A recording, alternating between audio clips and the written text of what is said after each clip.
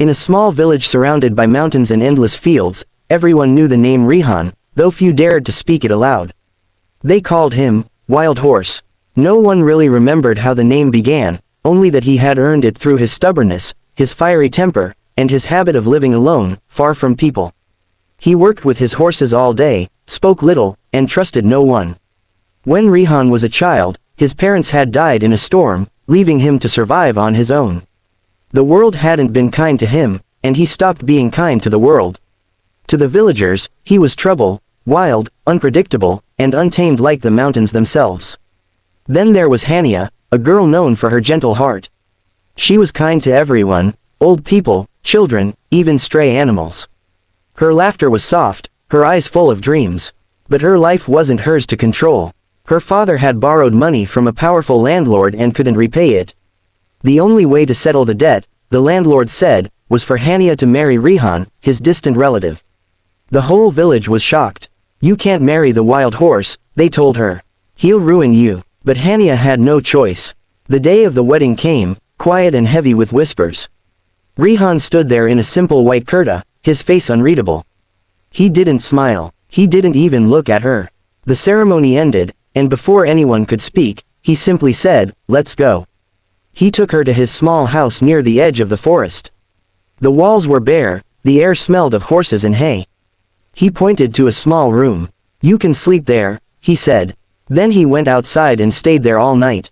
Hania sat on the floor, trembling. This was her life now, married to a man who didn't speak, who everyone feared. She cried quietly, her tears falling on the cold floor. The next morning, she woke to the sound of hoofbeats. Rihan was outside, brushing one of his horses. His movements were rough but careful, his expression focused. When he noticed her watching, he paused. "You should eat," he said simply, pointing to a plate on the table. She nodded. "Thank you." He looked at her for a long moment, then walked away again. Days passed in silence. He worked with his horses, she cooked and cleaned. Sometimes he came home late, his shirt covered in dust, his eyes tired but calm.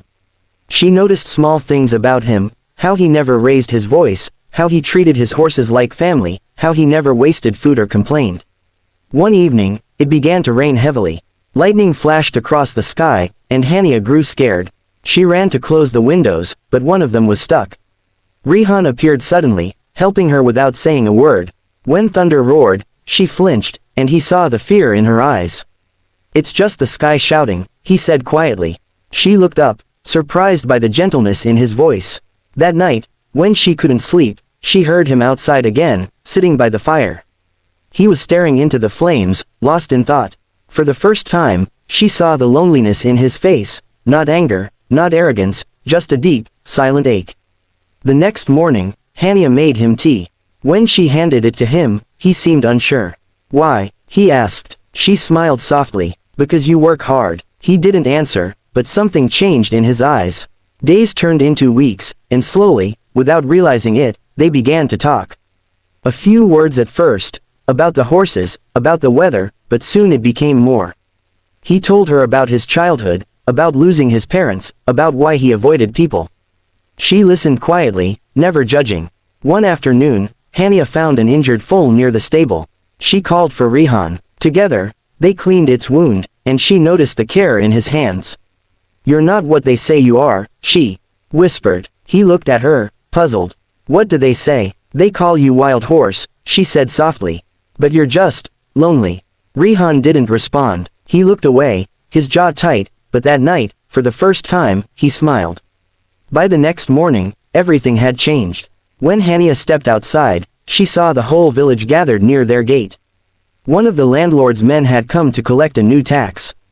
Rihan stood there, facing them, refusing to let them enter. "You've taken enough from this village," he said firmly. The man sneered. "You think they'll listen to you? You're nothing but a wild animal." Rihan stepped closer, his voice steady. "Maybe, but even wild horses protect their own." The villagers watched in silence as the man left, humiliated. For the first time, they saw Rihan not as a threat, but as someone brave enough to stand for them. Later that day, when everyone had gone, Hania said softly, "You didn't have to fight for them." He looked at her, his expression calm. "I didn't fight for them," he said. "I fought for you." Her heart skipped a beat. The man she had been forced to marry, the man she had feared, had become her protector. That night, as they sat together by the fire, Hania whispered, "Maybe they were wrong about you."